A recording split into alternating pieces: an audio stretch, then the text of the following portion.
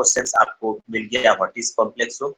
जैसे second questions पूछे is complexometric titrations is a acid base titrations, तो yes, इसका आंसर सिर्फ यस होगा क्योंकि पहले ही क्वेश्चंस में आपने डिफाइन कर रखा है। थर्ड में आपको हम पूछे थे कि कॉम्प्लेक्सोमेट्रिक टाइट्रेशंस में जो कॉम्प्लेक्सिंग एजेंट है, जो कॉम्प्लेक्स फॉर्मेशंस करेगा, उसका नेचर्स क्या होगा, उसका नेचर्स जनरली बेस होगा, बेसिक नेचर्स होगा। आप जितने भी कॉम्प्लेक्सिंग एजेंट्स देखेंगे सब में आपको लोन पेयर ऑफ इलेक्ट्रॉन्स मिलेगा। लास्ट में आपको फोर्थ क्वेश्चन पूछे थे कि इंडिकेटर्स का नेचर्स क्या होगा। Indicators generally are metal ion indicators, उसमें मेटल आयंस प्रेजेंट होगा। तो ये चारों क्वेश्चंस का अगर आप आंसर कीजिएगा तो इसमें स्टार्टिंग्स के वाइवा का सारा क्वेश्चंस का आपको आंसर मिल जाएगा। इसी तरह के आपको वाइवा में पूछा जाएगा कि कॉम्प्लेक्सोमेट्रिक टाइट्रेशंस है क्या, कॉम्प्लेक्सोमेट्रिक टाइट्रेशंस में कॉम्प्लेक्सिंग एजेंट्स का क्या नेचर्स है। तो ये क्वेश्चंस को आंसर करके अब आपको हम बैकग्राउंड समझा दिए। आई थिंक अब आपको समझ में आ गया होगा। अब आप बताएंगे कोई क्वेश्चंस है इसके बाद भी, या किसी को नहीं समझ में आया अभी भी?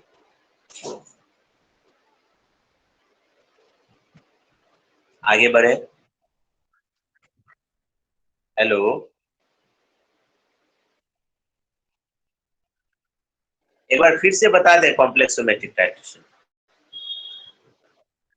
अच्छा, अभी तुम ज्वाइन किए नहीं थे, अभी तो हम दूसरी बार बताया तुम लोगों को। इसमें से अभी कोई है जो जितना हम बता सके उसको कोई एक्सप्लेन कर सके? जानवी कुमारी।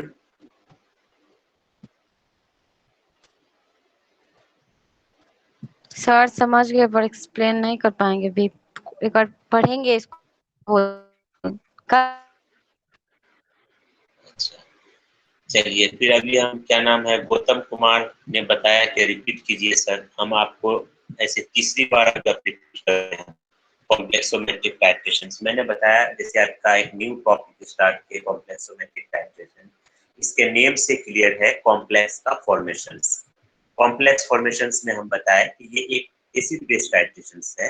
आपको केमिकल्स में बहुत सारे ऐसे सब्सटेंस मिलेंगे जहां पर आपका मेटल आयंस प्रेजेंस है। तो मेटल आयंस ऑर्गेनिक के साथ भी कॉम्प्लेक्स बना सकता है, इनऑर्गेनिक कॉम्प्लेक्स भी बना सकता है। तो मेटल आयन को अगर आप डिटरमाइन कर लेते हैं तो उसमें जो कंप्लीट एनालाइट है वो सारे का आप क्वांटिटेटिव एनालिसिस को इन्फॉर्म कर सकते हैं। ठीक है, ये चीज हम बताए। तो इसमें हम जैसे बताए कि कॉम्प्लेक्सोमेट्रिक टाइट्रेशंस एक कॉम्प्लेक्स फॉर्म करेगा। तो ये टाइट्रेशंस एक्चुअली लुईस का जो एसिड बेस का कॉन्सेप्ट है उसके बेस पे है। जैसे हम एसिड बेस टाइट्रेशंस में न्यूट्रलाइजेशन टाइट्रेशंस पढ़ते हैं कि उसमें आपका न्यूट्रलाइजेशन होता है, यहाँ पर भी वही चीज है।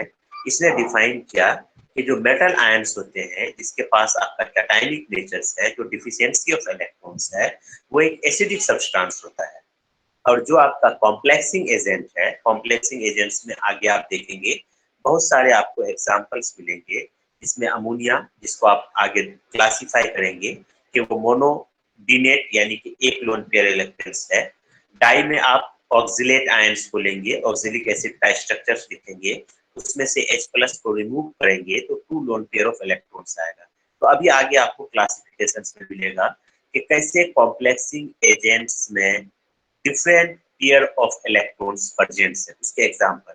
और उसमें से सबसे हाईएस्ट आपको loan pair of electrons EDTA, जिसको आपका कॉम्प्लेक्सिंग एजेंट्स में सबसे स्टैंडर्ड सॉल्यूशंस के तौर पे यूज किया जाता है लैब में, जिसको आप समटाइम्स कॉम्प्लेक्सोमेट्रिक टाइट्रेशंस को EDTA टाइट्रेशंस भी बहुत सारे बुक में लिखा हुआ मिलेगा, क्योंकि EDTA के पास total 6 lone pair of electrons है। आप इसका स्ट्रक्चर ड्रॉ करेंगे तो उसमें आपको 2 नाइट्रोजन के पास लोन पेयर इलेक्ट्रॉन और 4 आपका एसिटेट एनाइन है, उसका लोन पेयर ऑफ इलेक्ट्रॉन्स है। तो ये सारे लोन पेयर ऑफ इलेक्ट्रॉन्स मिलके एक कॉम्प्लेक्स स्टेबल कॉम्प्लेक्स बनाता है, और उस स्टेबल कॉम्प्लेक्स से आपका क्वांटिटेटिव एनालिसिस का परफॉर्म होता है।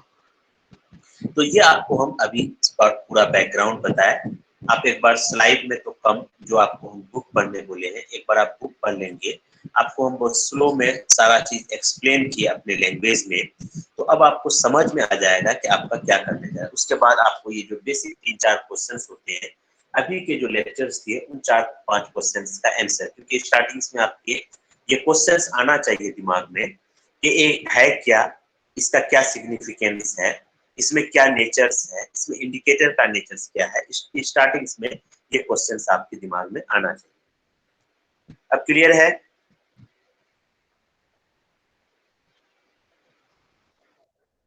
ओके, अब आप आगे बढ़िए। नेक्स्ट में अब आपका जैसे यहाँ पर जो सब चीज हम डिफाइन किए, एक्सप्लेन किए, स्लाइड में जैसे है what is complex and how complex forms, जो आपको एक दो क्वेश्चंस है। Complex consist of an metal ion surrounded by a molecule और एन आयंस, इसको आपको हम बताया। Complex is formed by the combinations of metal ion with electron donating group, जिसको न्यूक्लियोफाइल भी बोलते हैं। न्यूक्लियोफाइल का ब्रेक करके आपको समझाएं हम। फाइल जिसे आप पढ़े हुए, फाइल मीन्स लविंग, और nucleus means nucleo means nucleus, किसी भी एटॉम्स का। हाँ, न्यूक्लियस, न्यूक्लियस में क्यों बोलते हैं? क्योंकि न्यूक्लियस में आपका पॉजिटिव चार्ज होता है, प्रोटॉन होता है ना उसमें। न्यूक्लियोफाइल का मतलब आप समझ जाइए कि उसके पास इलेक्ट्रॉन रीच होगा, वो बेसिक नेचर्स होगा। तो न्यूक्लियोफाइल का मतलब यही हुआ। जैसे आप हाइड्रोफिलिक, हाइड्रोफोबिक बोलते हैं। हाइड्रोफिलिक का मतलब क्या आपका वाटर, या वाटर रिप्लेंट या वाटर हेटर होगा। तो ये वर्ड आपका यूज हुआ है न्यूक्लियोफिलिक। नेक्स्ट में है थर्ड स्लाइस में, complex are compound form from combinations of metal ions with ligands. अब इस सब टर्म को आप ध्यान रखना, जैसे लिगेंड्स, कॉम्प्लेक्सिंग एजेंट्स को लिगेंड्स भी बोलते हैं। तो लिगेंड्स हुआ, कॉम्प्लेक्सिंग एजेंट्स हुआ, या आपका इनको अपने शब्द में ये बोल सकते हैं कि ये बेसिक सब्सटेंस है। तो लिगेंड्स एक टर्म दिया गया है कॉम्प्लेक्सोमेट्रिक टाइट्रेशंस में। लिगेंड्स का मतलब हुआ कि complexing agents which have a lone pair of electrons. और जनरली लिगेंड्स किसके लिए यूज होता है? जिसके पास more than one lone pair of electrons. जैसे आप आगे पढ़ेंगे, जिस कॉम्प्लेक्सिंग एजेंट्स के पास जितना ज्यादा लोन पेयर ऑफ इलेक्ट्रॉन्स होगा, वो उतना स्टेबल कॉम्प्लेक्स बनाएगा। और आपको एंड पॉइंट में जो कॉम्प्लेक्स बने उसका स्टेबिलिटी बहुत इंपॉर्टेंट है, कि वो स्टेबल रहे, ताकि आप एंड पॉइंट्स को प्रॉपर्ली डिटरमाइन कर सकें। तो ये आप लिगेंड्स टर्म को ध्यान रखना।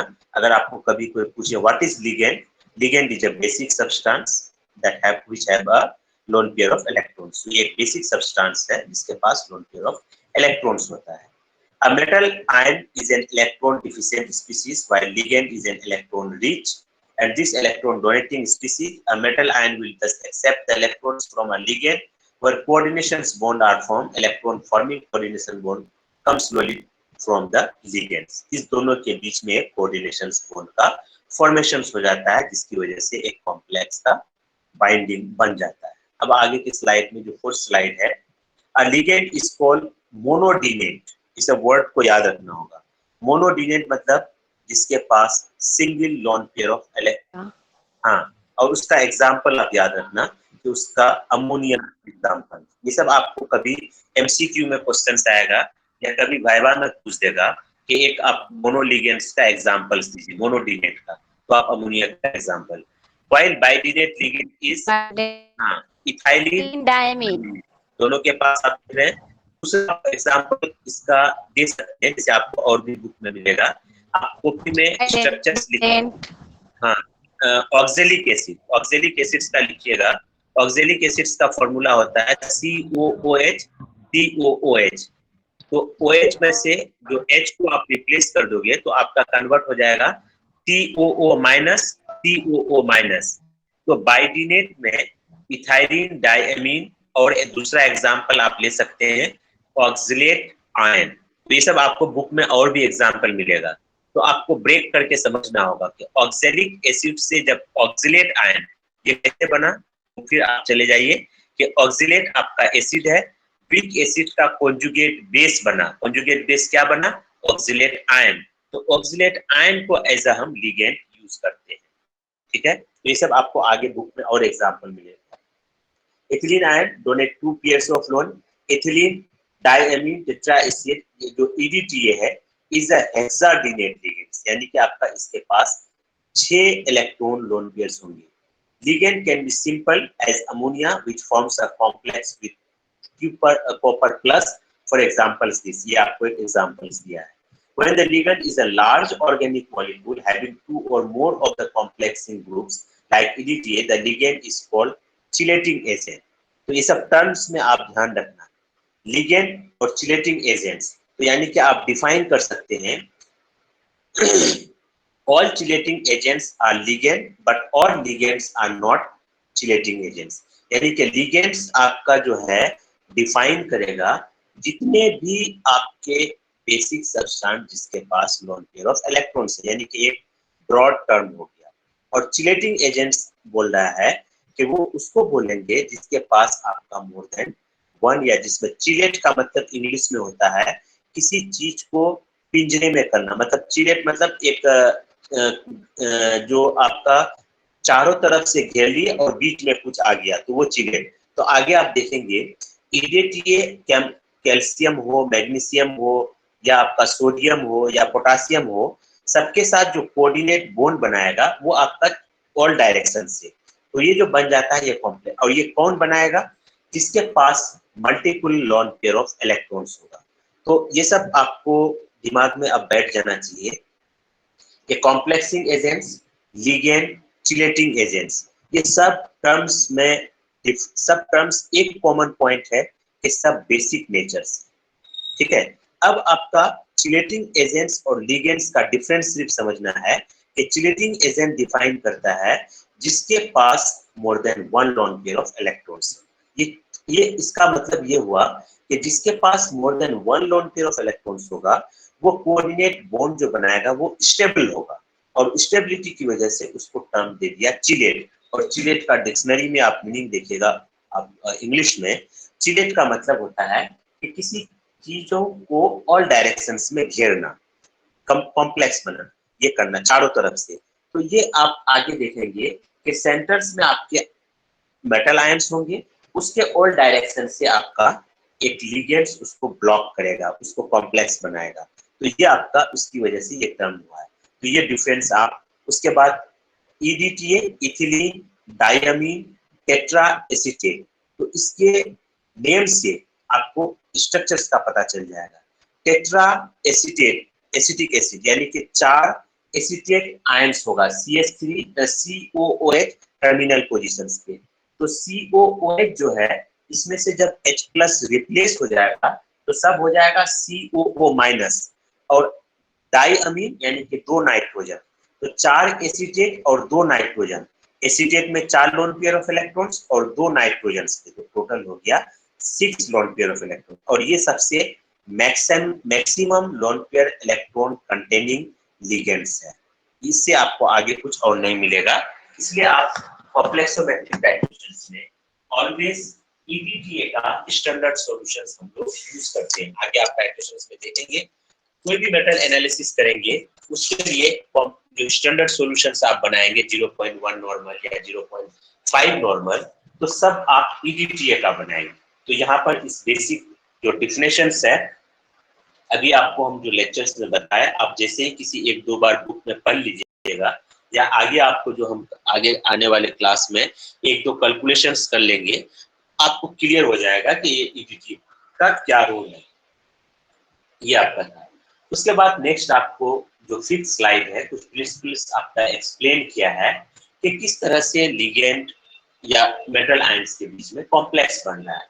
So the main principles of reactions between the ligand and the metal ion to form a complex. The metal ion act as a Lewis acid, तो आपको इंट्रोडक्शन में बताया, and the ligand act as a Lewis base, which is the complexing agent. Lewis base is the complexing agent. जो आपको बताया. अब आपको example से क्लियर है कि मेटल आयंस एक आपको दिखा रहा है, तो आपको वैलेंसी पे हमेशा ध्यान रखना होगा कि अगर आप मोनोवेलेंट यूज करते हैं और डाइवेलेंट आपका मेटल आयंस है तो उसमें क्या आपका स्ट्रक्चर्स में आएगा. तो ये सब चीज आगे आप जैसे जैसे इक्वेशंस लिखेंगे, जैसे जैसे फॉर्मूला लिखेंगे, आपको समझ में आ जाएगा कि एक मेटल आयन के साथ कितना लिगेंड बाइंड कर रहा है. अगर कोई लिगेंड के पास multiple lone pair of electrons है वो कितना कोऑर्डिनेट बॉन्ड बनाता है. तो ये जो आप केमिस्ट्री में बेसिक पढ़े हुए हैं बॉन्ड के बारे में, यहाँ पर इसका आपका एप्लीकेशन है. ये आपको स्लाइड में कुछ एग्जांपल्स दिया है कि आपका साइनाइड आयन कैसे सिल्वर के साथ कॉम्प्लेक्स बना रहा है। सिल्वर आपका मेटल आयन है। क्यूपरस एंड क्यूप्रिक जो आप पढ़े हुए हैं, ये आपका एक क्यूप्रिक आयन्स है जिसके साथ अमोनिया एक कॉम्प्लेक्स बना रहा है। तो metal ion plus chelating agent और complexing agent, metal ligand complex और लिगेंड्स आपका एक कॉम्प्लेक्स बन जाता है। ये एक आपका एग्जांपल है। नेक्स्ट है कॉम्प्लेक्सोमेट्रिक टाइट्रेशन, जो आपका 6 आपका स्लाइड है। अब आप ये एक इंट्रोडक्शन से बेसिक चीज था। आई थिंक यहाँ पर सारे जो टर्मिनोलॉजी है, टर्मिनोलॉजी को आप एक बार जब टाइट्रेशन को अच्छे से पढ़ लेंगे तो सारे टर्मिनोलॉजी में डिफरेंस पता चल जाएगा। और आप जब कोई चीज पढ़ते हैं, कोई न्यू चीज पढ़ते हैं, तो उसके टर्मिनोलॉजी से आपको अवेयर होना होगा ये चीज है क्या। हर जगह कुछ कुछ न्यू टर्म यूज किया जाता है, तो उस टर्म का लॉजिक या उसका वहां पर क्या एप्लीकेशन है वो चीज आपको पता होनी चाहिए। आगे जो आप टाइट्रेशन का बेसिक प्रिंसिपल्स होता है कि आपका टाइट्रेंट और इंडिकेटर, ये तीनों का जो रोल है, जो आप ऑलरेडी और टाइट्रेशन में पढ़े हैं, सेम वही चीज है। अब आप इमेजिन कीजिए कि कोनिकल फ्लास्क में कोई मेटल आयन का सॉल्यूशंस है। ब्यूरेट से आपका complexing agents drop wise add करते हैं। धीरे धीरे जैसे ऐड करेंगे, जैसे ही सारा मेटल आयन कॉम्प्लेक्स बना देगा, तो जो इंडिकेटर्स आप यूज करेंगे उसमें कोई मेटल होगा। वो मेटल इमीडिएट आपका जो टाइट्रेंट है, जो कॉम्प्लेक्सिंग एजेंट है, उसके साथ रिएक्ट करेगा और एक आपका न्यू कलर शो कर देगा, जो आपको इंडिकेट करेगा कि ये आपका एंड पॉइंट है। और इससे पहले जो आपका एनालाइट का मेटल आयंस है, वो मेटल आयंस कॉम्प्लेक्सिंग एजेंट के साथ बाइंड करके एक स्टेबल कॉम्प्लेक्स बनाता है। स्टेबल का मतलब कि वो कॉम्प्लेक्स ब्रेक नहीं करना चाहिए। ये आप स्टेबिलिटी के लिए आगे आप पीएच का रोल देखेंगे कि पीएच का क्या रोल है, तो वो सब चीज आगे टाइट्रेशंस में डिस्कस करेंगे कि उसमें आपका क्या क्या चीज है। तो यहाँ तक अभी तक लेक्चर्स में कोई क्वेश्चंस, किसी को कोई डाउट?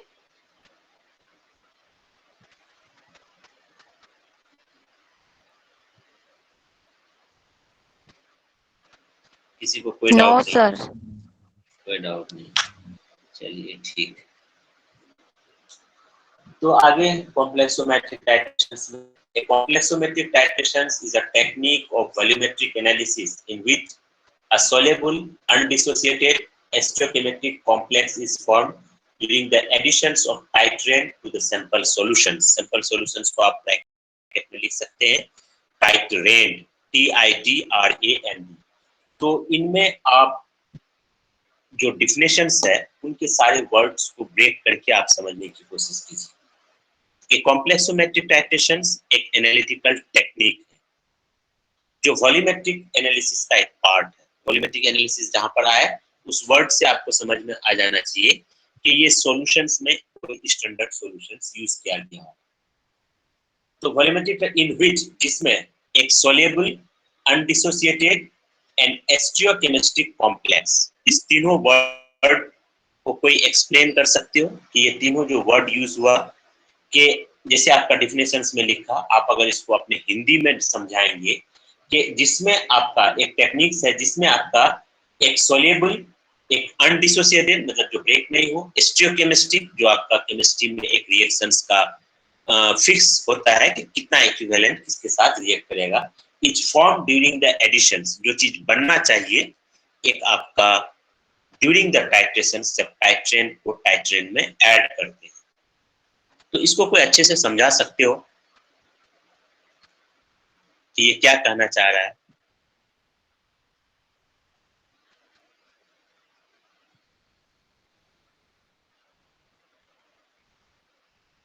कोई नहीं समझा सकते हो? किसको सर, कौन से पेज ये नंबर जो में? ये स्लाइड नंबर 6 में है ना,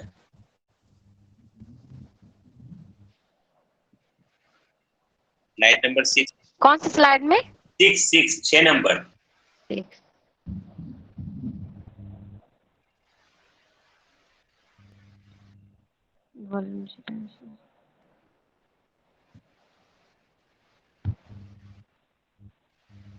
सॉल्यूबल, अनडिसोसिएटेड और स्टोइकियोमेट्रिक कॉम्प्लेक्स। तीनों का मतलब समझा सकते हो जानवी?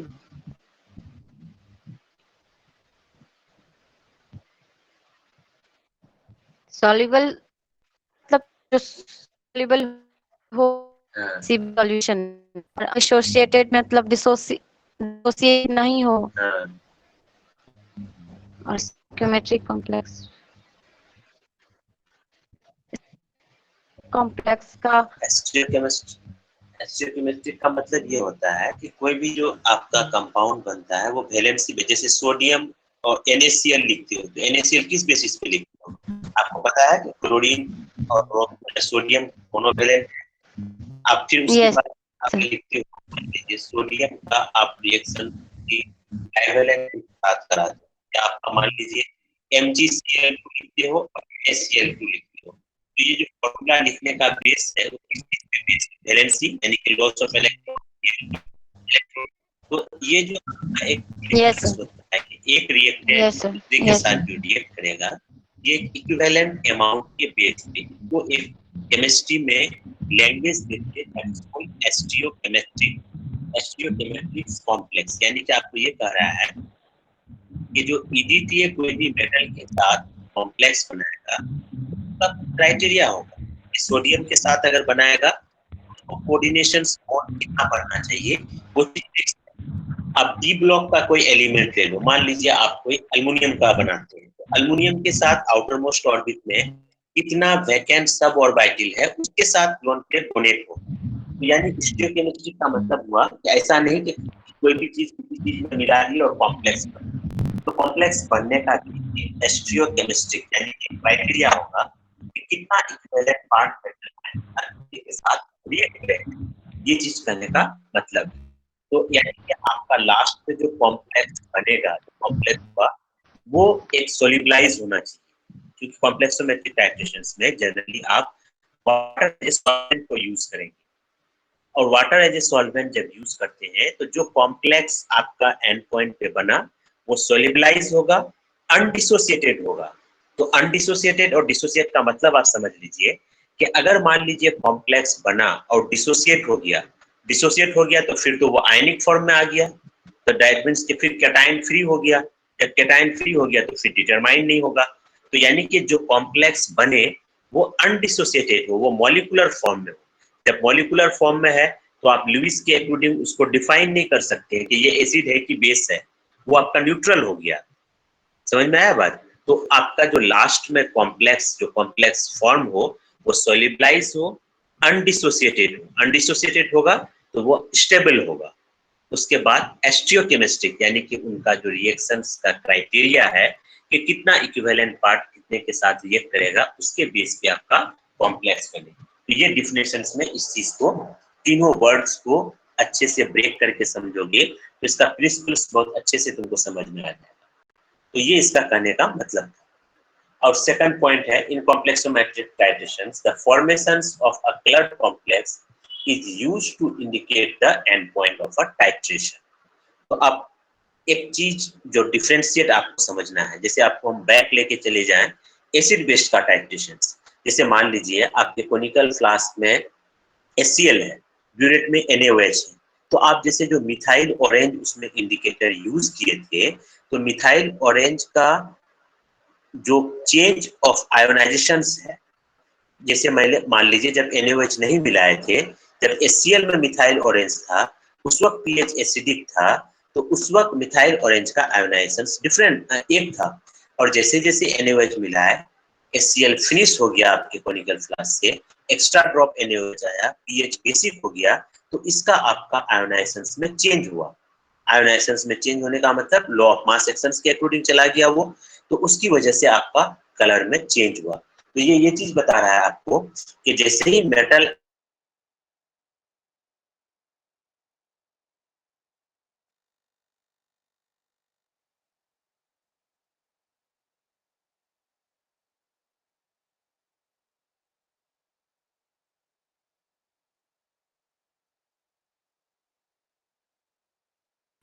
आवाज नहीं आ रही सर जी।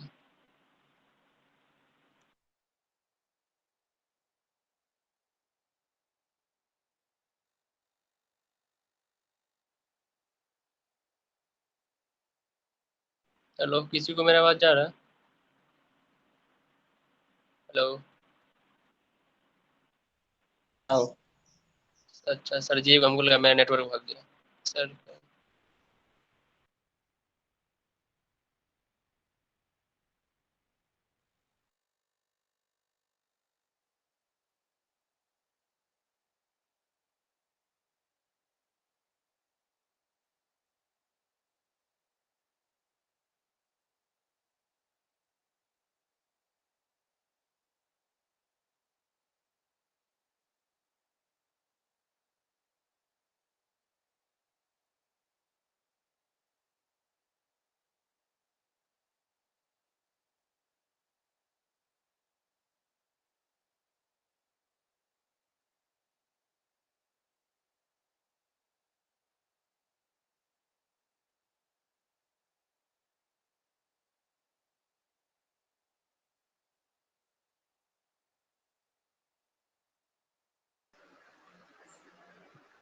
हेलो। जी सर, आवाज आ रही है। अरे हाँ, तो हम यही बता रहे थे कि इंडिकेटर के साथ लास्ट मोमेंट पे जैसे ही वो ईडीटीए या जो भी कॉम्प्लेक्सिंग एजेंट है उसके साथ एक कॉम्प्लेक्स बनाएगा और एक प्लग शो कर देगा। तो आपको इस पॉइंट पे जो वॉल्यूम कॉम्प्लेक्सिंग एजेंट्स का यूज हुआ उसको आप नोट डाउन करके जैसे पहले आप करते थे क्वांटिटेटिव एनालिसिस में क्वांटिटी को निकालने के लिए उस तरह सेम प्रोसीजर नेक्स्ट आगे फॉलो करेंगे। तो टाइट्रेशन जब हो जाए एक ब्लैंक टाइट्रेशन परफॉर्म करेंगे। ब्लैंक टाइट्रेशन का डिफिनेशन आपको हम कई बार बता चुके हैं। कोई बता सकते हो ब्लैंक टाइट्रेशन का डिफिनेशन? अभी कल परसों भी बताए थे हम। यस दीपक।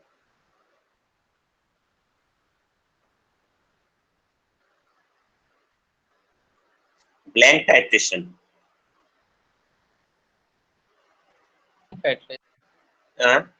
आलोक कुमार अभी कल भी बताए थे हम ब्लैंक टाइट्रेशन और डायरेक्ट टाइट्रेशन। दीपक क्या बात कर रहे हो? अभी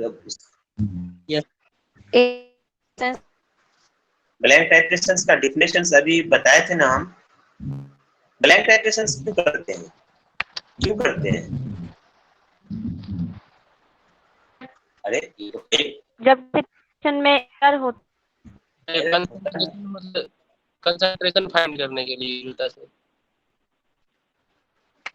आप लोगों को बताइए क्या नाम है? जानवी कुमारी बोल रही। जब किसी भी टाइट्रेशन एरर होता है ना तो ब्लैक टाइट्रेशन होता है, इसमें इन पॉइंट नहीं होता है। नहीं, आप इसको कोशिश तो कर रहे हैं समझाने की।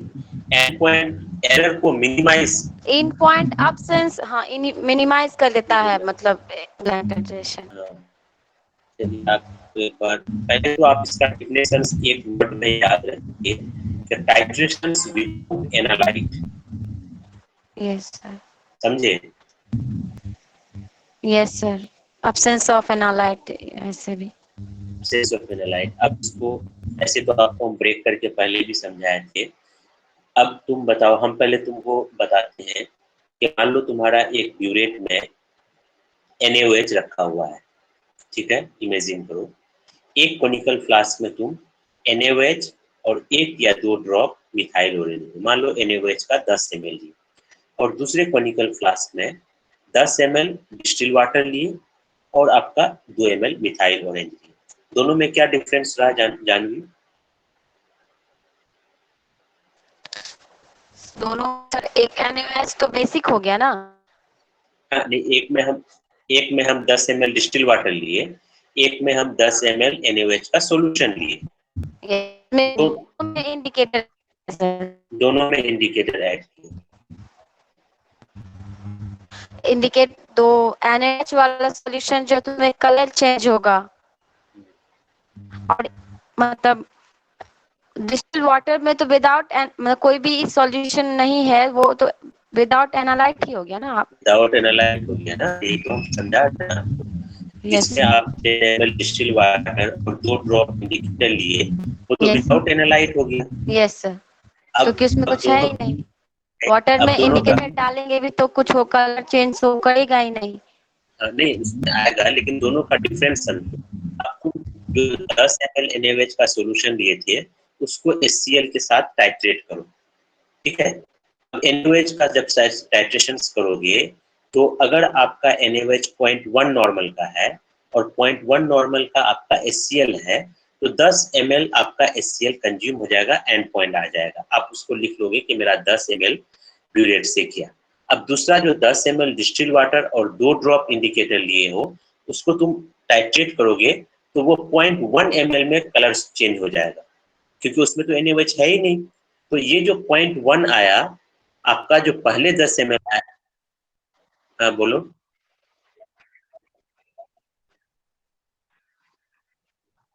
हाँ, कलर तो सेम चेंज होगा दोनों में, लेकिन दोनों में डिफरेंस को समझो।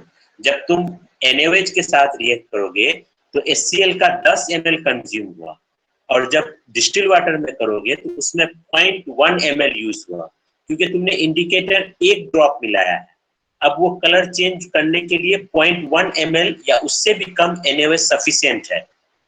तो अब आपको क्या करना होता है कि 10 ml से 0.1 को माइनस कर दो तो कितना हो जाएगा, 9.9 ml। तो इसका मतलब ये हुआ कि 9.9 ml एग्जैक्टली HCl NaOH के साथ रिएक्ट किया। इसका मतलब ये हुआ, समझ में आया। तो ये जो 9.9 ml जिस वक्त कंज्यूम हुआ था उस पॉइंट को बोलते हैं इक्विवेलेंस पॉइंट, और जो 10 ml में आप कलर चेंज किए उसको बोलते हैं एंड पॉइंट। तो हमको एंड पॉइंट से पहले वाला पॉइंट में कितना वॉल्यूम ब्यूरेट से आया इक्विवेलेंस पॉइंट को डिटरमाइन करने के लिए, उसको अगर एक्यूरेटली निकालेंगे तो मेरा कैलकुलेशन सही आया। समझ में आया। Yes sir. तो ये डिफरेंस है इक्विवेलेंस पॉइंट और एंड पॉइंट्स में। तो इसलिए हर टाइट्रेशन, चाहे आप टाइट्रेशन स्टैंडर्डाइजेशन कीजिए, चाहे टाइट्रेशन ऐसे कीजिए, चाहे टाइट्रेशन आप जो है जनरली जो एनालिसिस करते हैं, किसी भी टाइट्रेशन में एक ब्लैंक टाइट्रेशन परफॉर्म करना मस्ट है। और ब्लैंक टाइट्रेशन में एज इट इज सब कुछ होगा, सिर्फ जो मेन एनालाइट है उसी को रिमूव कर देना है। तो हमको ये पता चलना चाहिए कि एनालाइट के अलावा जो दूसरा चीज है जिसके साथ स्टैंडर्ड सॉल्यूशन रिएक्ट किया उसका वॉल्यूम मिल जाएगा, तो उसको हम टोटल वॉल्यूम से माइनस कर देंगे तो हमको पता चल जाएगा कि उसका एग्जैक्ट वॉल्यूम एनालाइट के साथ कितना है। क्योंकि इक्विवेलेंस पॉइंट को आप विजुअली देख नहीं सकते हो, एंड पॉइंट को विजुअली आप देख सकते हो। तो इसलिए आप इंडिकेटर का बुक में डिफिनेशंस पढ़े होंगे तो उसमें लिखा रहता है कि indicator is a auxiliary substance. Auxiliary substance मतलब हम नोइंगली उसको ऐड किए हैं, वो आपका एनालिसिस का पार्ट नहीं है, उसको आपको एनालाइज नहीं करना है, उसकी क्वांटिटी से मतलब नहीं है। लेकिन वो जो आपका वॉल्यूम यूज हुआ ब्यूरेट से, उस चीज को फाइंड आउट करना भी जरूरी है कि उसका क्या फाइंड आउट है। समझ में आई बात।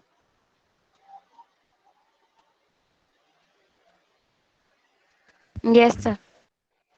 इसको हम बार बार आप लोगों को समझा रहे हैं क्योंकि आपको ये हर टाइट्रेशन में ये वर्ड यूज होगा, तो आपको धीरे धीरे कमांड हो जाना चाहिए कि ब्लैंक टाइट्रेशन है क्या।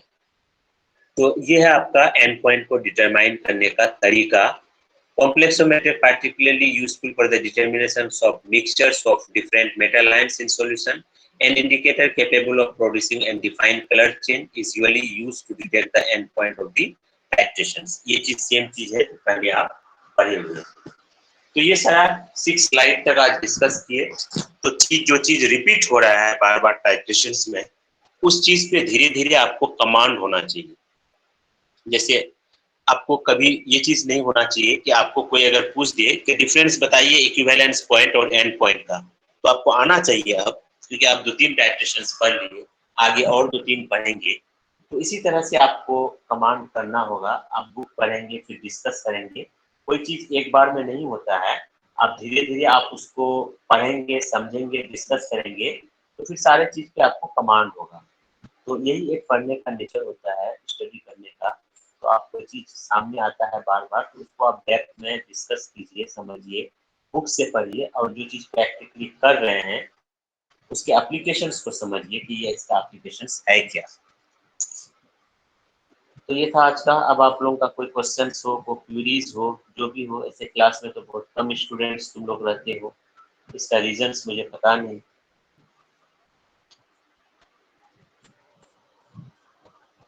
बॉयज में बहुत कम क्वेश्चंस आता है, गर्ल्स तो है भी बहुत कम, कम तो क्या 2-3 गर्ल्स ही हैं। ऐसे तो स्टूडेंट ही ओवरऑल बहुत कम है, जो 2